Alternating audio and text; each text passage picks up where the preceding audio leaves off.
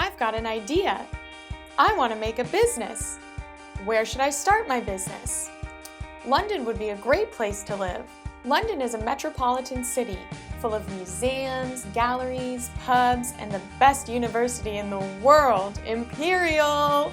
Though, in London, executives are extremely risk-averse, and established companies tend to not like dealing with tiny ones. It's also not easy to get sources of capital. It actually has more than 70% less risk capital available for early-stage companies, which means no capital, no venture. Legally, there's no option of free shares rather than salary to attract great talent, and rules about procurement often favor established firms. The culture is too slow and too forgiving of failure, and there's a lack of business R&D spending by large firms. And if I fail the liquidation process, it'll take a long time until I could get free from debts. So maybe London is not the best place.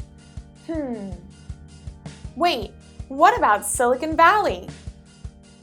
I remember my entrepreneurial grandfather telling me the story of how Silicon Valley, once a rural place, became the mecca for cutting-edge high-tech and the hub for innovation. The Second World War and the Cold War recast the landscape of the United States. The federal government spurred the growth of new industries and regions by challenging resources to university labs to develop war-related technologies. Stanford University was a leading beneficiary of defense and aerospace contracts, transforming the economy of Northern California. Stanford's leaders, lacking corporate or government ties, or even easy proximity to Washington, actively promoted the formation of new technology enterprises and forums for cooperation with local industry, what facilitated experimentation. By the early 1970s, venture capital replaced the military as the leading source of financing for Silicon Valley's startups. Independent investors were encouraged by the favorable tax treatment of investments in small businesses. That's how Silicon Valley became the most acclaimed entrepreneurial ecosystem. Maybe I'll make this decision as I make every other one, by making a pros and cons list. First, let's look at the opportunities. The Valley is an information-rich place. People are close to the latest ideas, trends, and strategies. This speeds up innovation and allows startups to be the first to market with new products. Second, most of the regulations adopted over decades in the Valley are made with computing and technology in mind, and this provides appropriate incentives that reward risk-taking and encourage reinvesting.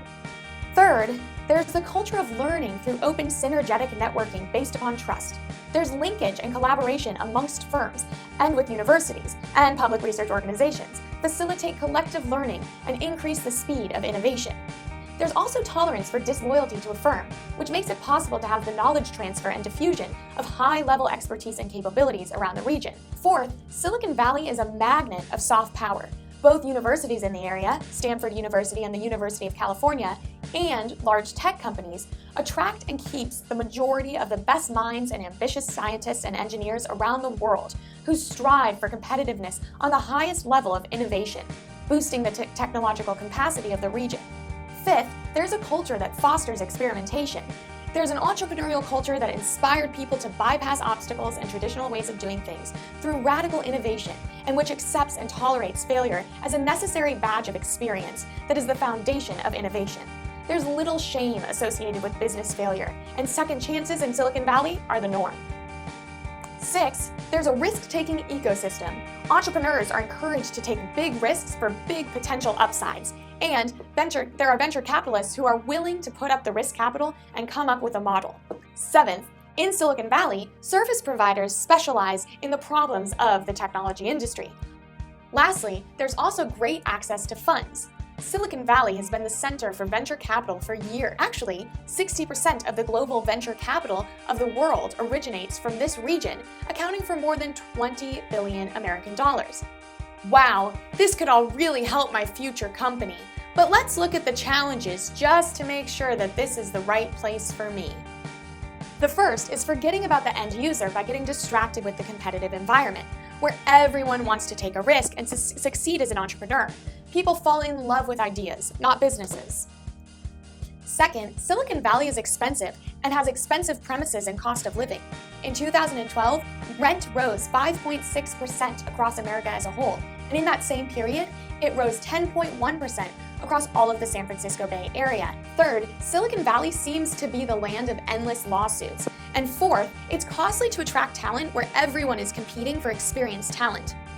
Fifth, intensive competition between highly qualified people to get their ideas into the market before someone else is a real problem. Sixth, the pace by which the markets are disrupted by new technologies and new startups coming into the market every single day can lead established businesses to fall behind.